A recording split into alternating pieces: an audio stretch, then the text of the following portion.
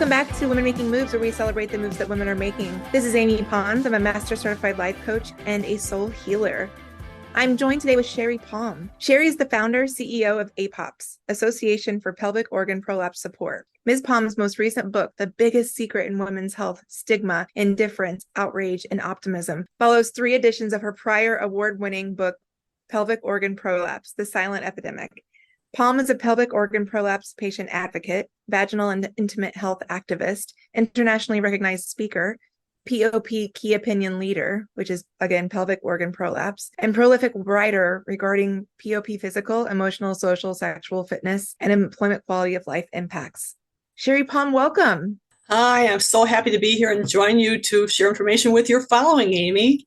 Amazing. Happy to have you. That was a really good bio that challenged me in this Monday afternoon.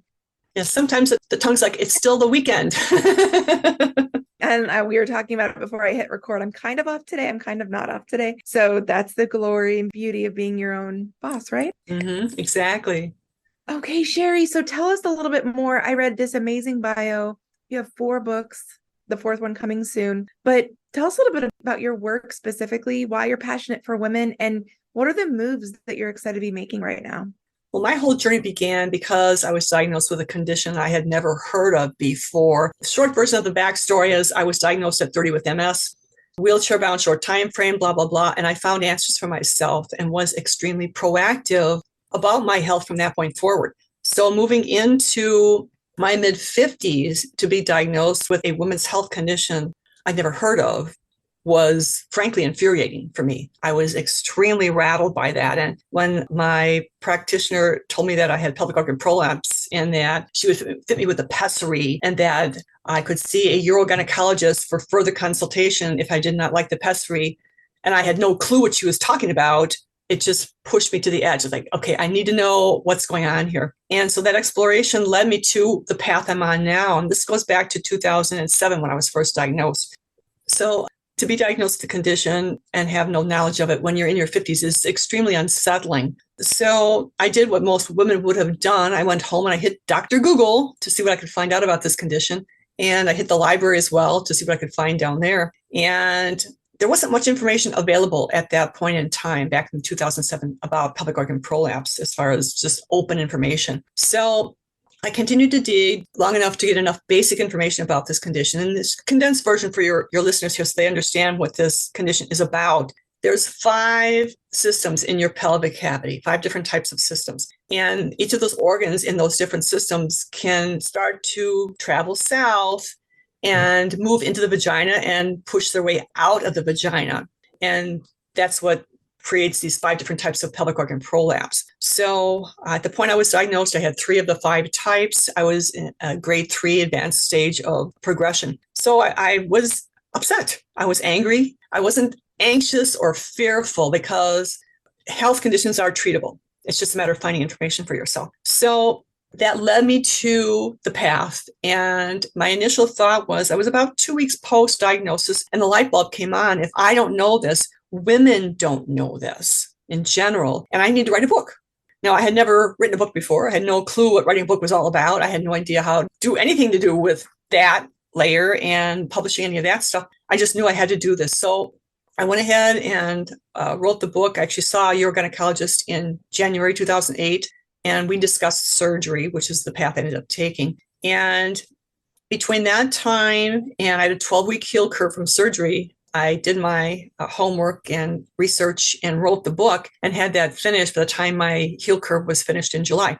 And I was about maybe 18 months into marketing. I found a publisher about 18 months into marketing that first book when the light bulb came on. If I want to really reach women effectively and help them effectively, I should found a nonprofit. I knew zippo about nonprofit either. So I went down that rabbit hole. Lucky me, Marquette University here in Milwaukee has got a great program to help on the pro bono side, on the legal side, how to build a nonprofit, file your paperwork with the federal government for 501c3, et cetera. And I applied, I was accepted and worked my way through that system. And then it became a matter of each step forward to build the big picture, which is reaching all women. So as time moved on, the word about what the nonprofit was doing kind of leaked out here and there. I learned about social media and building websites and all the stuff everyone else has to learn about when they've got a business. And the pivot point underscoring all of this is the fact that pelvic organ prolapse impacts an estimated 50% of women, 1 in 2 women, extremely prevalent. It's been medically documented for nearly 4,000 years. Childbirth and menopause are the leading causal factors for this condition, but there's no standardized screening protocol inclusion in pelvic exams for this. What's wrong with that picture? Everything. Everything is wrong with that picture. So the deeper I got into this, the more passionate I became, the more determined I became. And in the early years, because I have no medical degree, in the early years, I was laughed at by the biggest and the best in this space. Who does she think she is? And it's a typical patient advocate story. There's nothing unusual about my story. Many nonprofits are funded by someone who either has a condition or has a loved one who's impacted by a condition, and they're determined to change the status quo. And that's what my backdrop is. And the reality is this wasn't about any moves so much that I was making. I was simply steering the ship. Women who are making the moves for this move, it is a movement, there's no doubt about it. And it's imperative that we all get comfortable talking out loud about vaginal health. It's a body part. It's nothing more, it's nothing less, and it's been hush-hush for way, way, way too long. So everything that I think, do, and say is all got to do with that energy. And each book that came along was a progression of the prior book. It's like, okay, there's so much changing now in this space. It's finally being recognized a little bit and acknowledged a little bit. And there's more treatments being explored and more research being done. So as time goes on, I assumed in the beginning I probably would have to write a fresh book about every 3 to 5 years. And so after I got past the 3rd edition of my first book, I did focus on structurally making APOPs, my nonprofit, stronger and more diverse and more empowering to women, looking at this more from, instead of a pelvic organ prolapse specific energy, to a woman's vaginal and intimate health empowerment inclusive energy, so that we're actually bringing this stuff up the surface and getting comfortable with it. It's no different than it was with like the breast cancer campaigns back in the 1970s. That energy began in the 50s. And it wasn't until the 1950s when there was a celebrity who tagged in, a president's wife who tagged in, and that kind of blew that up. And I've been chasing celebrities since I've been doing this in the beginning. I'm chasing celebrities down all the time, politicians down. But women are so uncomfortable still with vaginal dialogue. It's a huge roadblock. So thought process is like, okay, it's a vagina. Get over it. This is enlightening. I've never heard of this before in my life. And the fact that you said 1 in 2 women have or will have this is pretty staggering. And a couple of questions based on what you've just talked about. And thank you for bringing this to the show. This is really dire. Does this only happen to women, and why? I'm sorry, does this only happen to women? And yes. And why? Pelvic organ prolapse specifically only happens to women, and that's because the organs push to the vagina. There are other types of prolapse, and the most, I don't like to use the word common, but with men, they may experience rectal prolapse, where tissues bulge out of the rectum, and women can experience that as well. Rectal prolapse, rectal seal is the rectum bulging out of the vagina, and rectal prolapse is tissues bulging out of the rectum itself. So they're distinctly different health conditions. And so men, no, they cannot get pelvic organ prolapse because they don't have vaginas. So it's because we have a front hole. Right, exactly. A whole separate space for the organs to push down into. Okay. The bony structure comes into the picture too, because a woman's pelvic bony structure is different than a man's bony pelvic structure. And a man's is much more contained, and a woman's got an opening for the babies to come out. That creates this weakness in the structure. Is there something that this condition is known? Is there something that this might be called other than this that people might have heard of more often? Well, women are certainly familiar with urinary leakage, and that is tied to this. Right. Women are very familiar with chronic constipation. That is tied to this. Because of the symptoms that manifest with this condition, they've probably heard of all of them or experienced all of them or some of them at some point in their life cycle. Let me get my cards here and read through the different symptoms. Okay, so on the symptom side, and for me, it just felt like my insides were falling out, basically. And women say that often. It feels like your insides are falling out. But think about the urinary incontinence, but you can also have urine retention where you have got that urge to go, but you cannot pee. So think urine retention as a term. You can have fecal incontinence as well as chronic constipation. You can have pain with intimacy, and women that have that may or may not, doesn't mean that you're going to have pelvic organ prolapse with any of these specifically. These are all just symptoms that can indicate it may be a POP thing occurring. A lack of sexual sensation. You may have had great orgasms, and all of a sudden they get weaker and weaker, and then they just stop occurring at all. Let's see, rectal, vaginal, back, or pelvic pain can occur. Rectal or vaginal pressure is very common. And if your tampons are pushing out, guess what? Come on down. I had that flag in my late 30s, had no clue what that meant. I had my son at the age of 35. I didn't know what those tampons pushing out meant. And then as I got into my research, I found that, and I'm like, ding, ding, ding, there it is. So I actually had prolapse in my late 30s, wasn't diagnosed till my mid 50s. And that's common. That is common. Is it more or less common in women who have given birth, or is this in general? Childbirth is the leading cause of pelvic organ prolapse because of the tissue damage that can occur when that baby's head comes down that vaginal canal. It's not like a little nothing, it's a significant something, and then the shoulders are right behind it. So childbirth is the leading cause. Menopause is cause number 2, and these are 2 of the most significant life events that women experience. With menopause, what happens is as your estrogen levels drop, your tissue strength and integrity drop. And women don't equate estrogen with muscle strength. They equate it with hot flashes and night sweats and the spacey brain, that kind of stuff. And the reality is the impact to muscle integrity is massive with estrogen loss. So as those tissues get weaker, they can no longer, that muscular structure that sits below the pelvic organs, those levator muscles, they get weaker and they can no longer hold those organs up in position where they're supposed to be. And then they start to drop down. I've heard a lot of my friends who have had children. I have not. I've heard them talk about the pelvic floor related. Yes. I'm hearing you talk so expertly on this topic. I'm like, wait, I've got to find, there has to be some sort of common thread that I've heard, and pelvic floor is consistent. I hear my friends talking about making sure you're taking care of your pelvic floor or going to yoga for your pelvic floor, but how does that come in to POP? And so the pelvic floor itself is that base of the pelvic cavity, though. That muscular structure is a levator ani, is a muscle structure, and there's multiple segments to that muscle structure. And it's not just prolapse that can occur if you have a weak pelvic floor muscle structure. When you hear the word, do you know what Kegels are? Kegel exercises?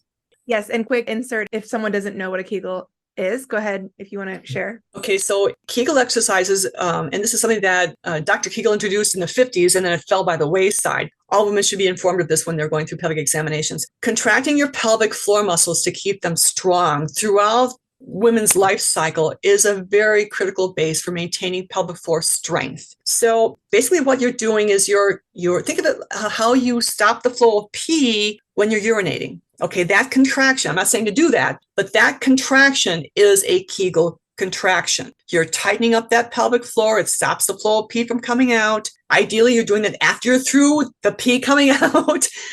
And so, but what happens is women aren't informed typically, and they may hear about this in childbirthing classes, but in general with pelvic exams, they don't very often hear about are asked, are you doing your Kegel exercises? And they should be. This is something that's critical, maintaining that core and floor strength and integrity. And by core, I mean the middle, the abdominal muscles in the middle, as well as that pelvic floor at the bottom, at the base there. So having a strong pelvic floor reduces the likelihood of incontinence, and it will make sexual sensation more intense. And it also helps to, I don't want to use the word prevent pelvic organ prolapse from occurring because there are so many causes for pelvic organ prolapse, but it may reduce how quickly you have pelvic floor issues or the intensity that you have pelvic floor issues. It may have some impact on that by doing your Kegel exercise routinely, maintaining that pelvic floor health throughout your life cycle instead of just doing it after the fact and you've been diagnosed with something. There are other conditions that are related to the pelvic floor muscle structure as well. I feel like in my 20s, we were In society, we would joke about Kegels only being useful for if we wanted to stay tight for sex. We're debunking that in the moment. Yes, right? Yes, that is not, yeah. And realistically, you cannot, it's kind of a misconception there because doing the Kegels do not shrink the size of that vaginal canal. Based on what you're saying, it has more to do with like peeing. Right. And that's not to say it doesn't impact sexuality, because obviously if you can contract your PC muscle and your partner who's inserted inside of you can feel that contraction, it enhances sex for him and enhances sex for you. But I don't want to give the impression that the Kegels themselves will make the vaginal canal tighter, because that is not what happens. Right. That's not how that works. Got it. It will not. So all of us that heard that, it's not for making sex better from a tightness perspective. That was a little bit misleading for when we grew up. That's kind of what we had heard. It's more about compression, like you can feel it, but it's not going to make you tighter. Right. Exactly. All right.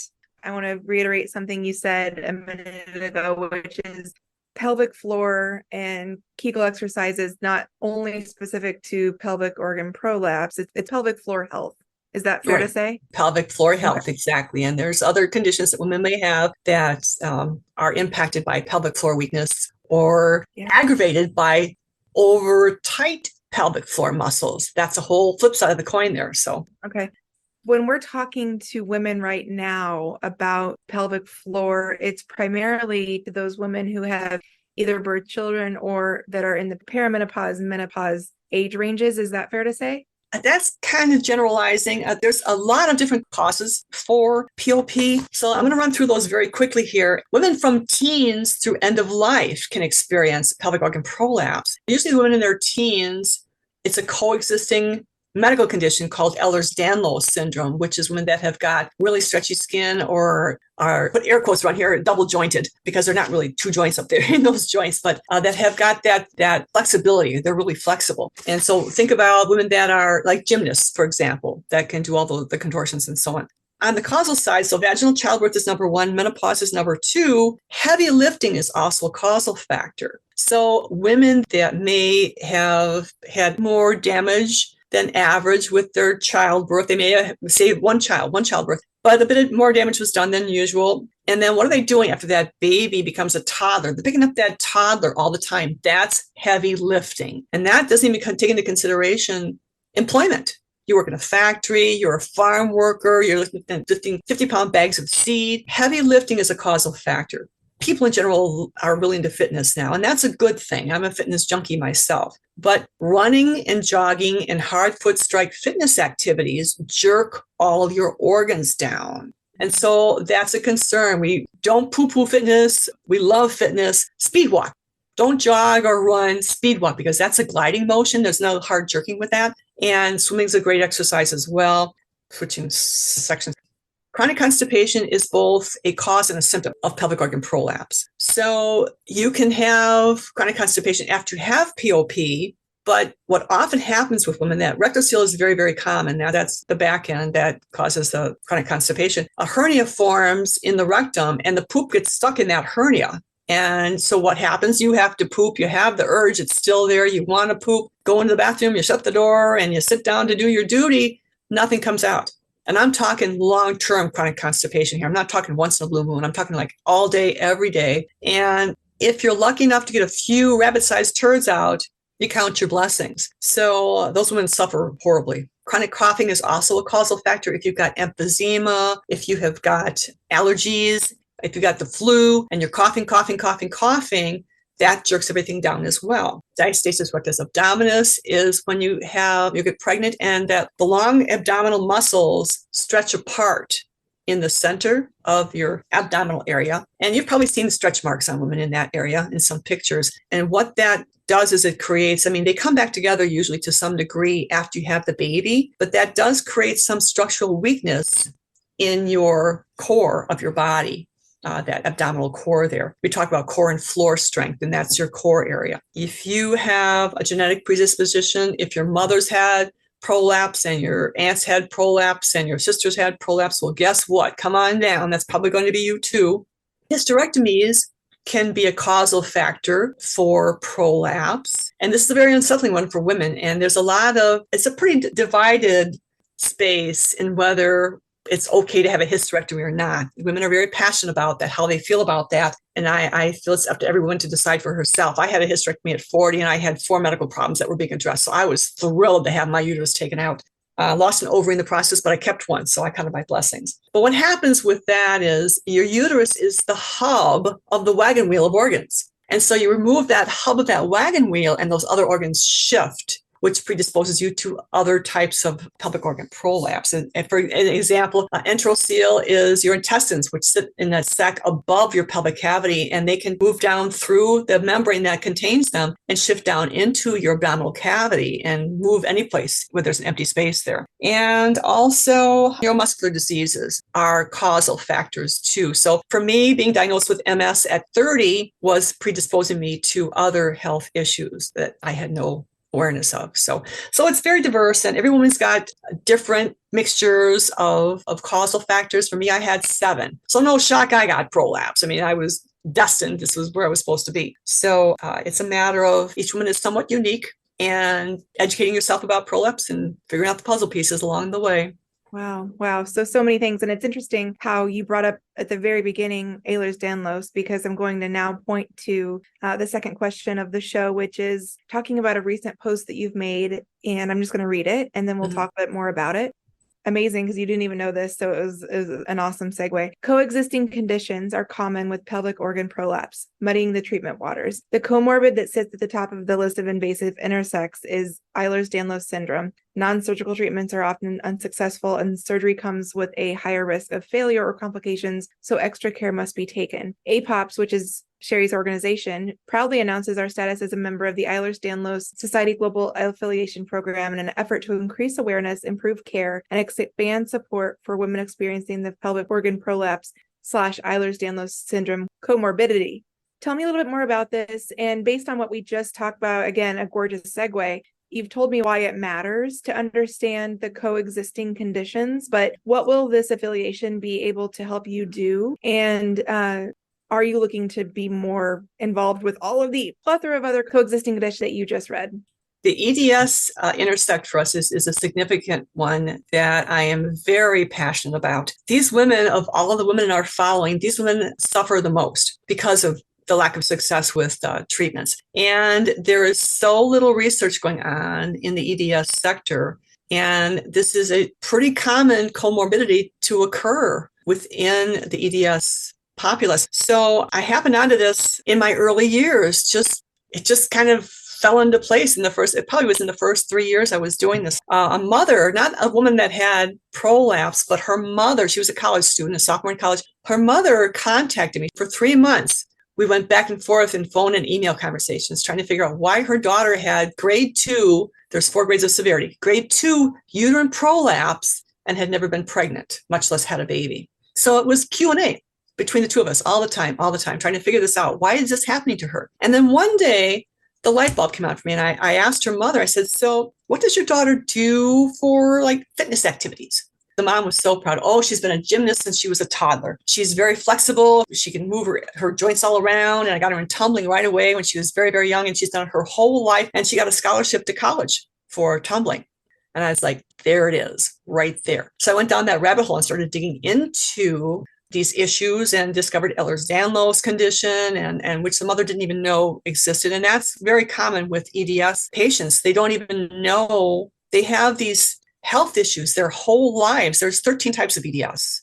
It's a very, very muddy condition. And they have these symptoms, these radical symptoms their whole lives. And doctors poo-poo them, and they think it's all in their head, and they're imagining it, and they're just hysterical people, and they're not. They have horrible, horrible symptoms. And so by the time that they're finally diagnosed, if they're lucky enough to get diagnosed, because until you get to the subspecialists that are just specific to this condition, the general practices aren't educated about EDS. And so people suffer for a long time.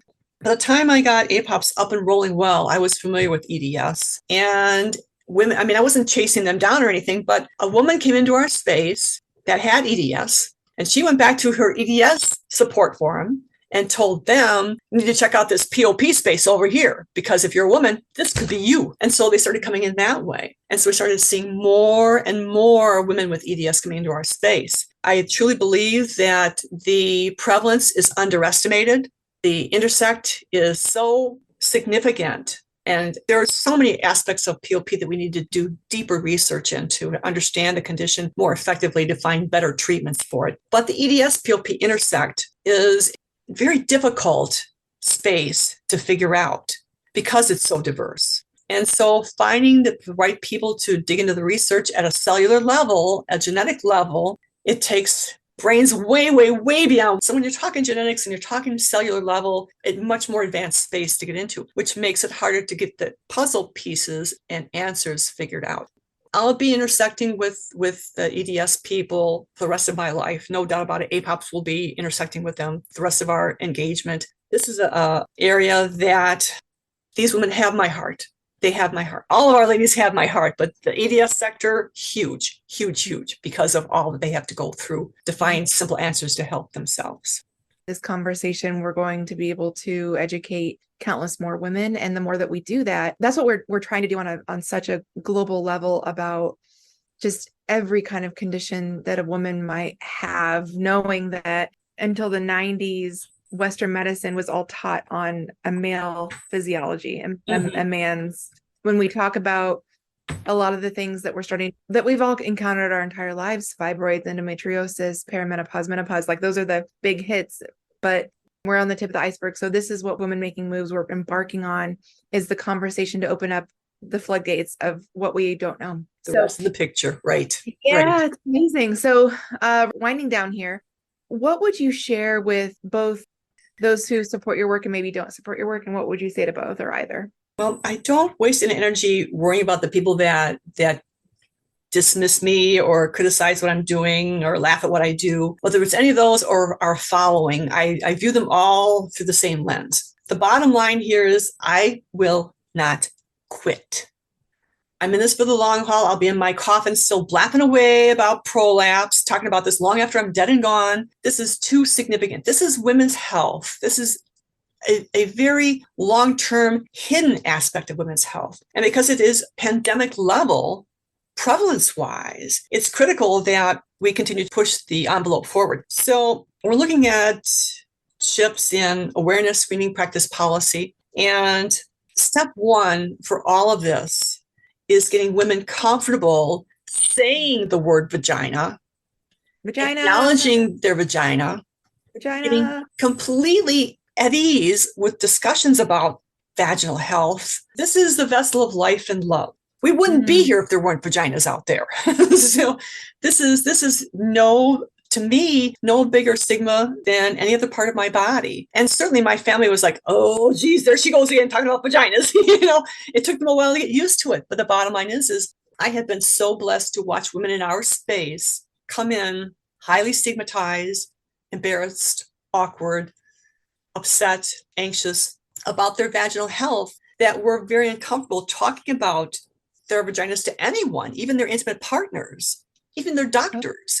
Oh my. And I'm so lucky to get to watch them morph every day into strong, empowered women. And every time one does, I'm like, yay, you go, girl. By even 1 degree. It's awesome. Yeah, I'm very lucky. It's awesome. Yeah, it's all good stuff. It's a word. It's a vital part of our bodies. You said that earlier. And the good news, I hope, is that we're getting more open as the generations come up, meaning me as a millennial, an old millennial, but a millennial nonetheless. I am so proud of my vagina, my yoni. She's gorgeous. And to be able to speak that truth.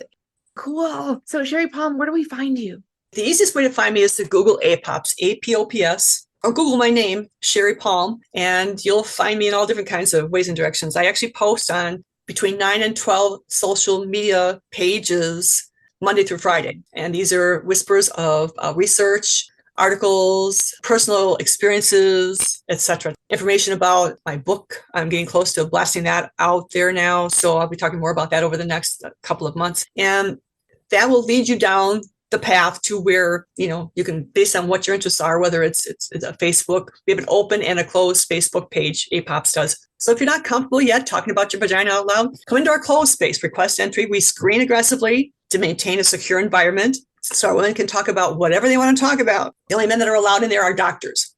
That's it. Otherwise, it's strictly women that are in there. I'm hardcore in Facebook. I post in several Facebook pages. We've got tons of information on APOP's website. So for those that have questions about POP, if I mention a symptom that is a flag for you, I highly encourage you to Google APOPs, and you'll see I've got over 100 videos on YouTube. I've written close to 100 articles, and that's on the website, APOP's website. Podcasts are on there. So there's tons of information that you can access readily about POP. So dig in, find the answers that you need, and help yourself. Any closing remarks?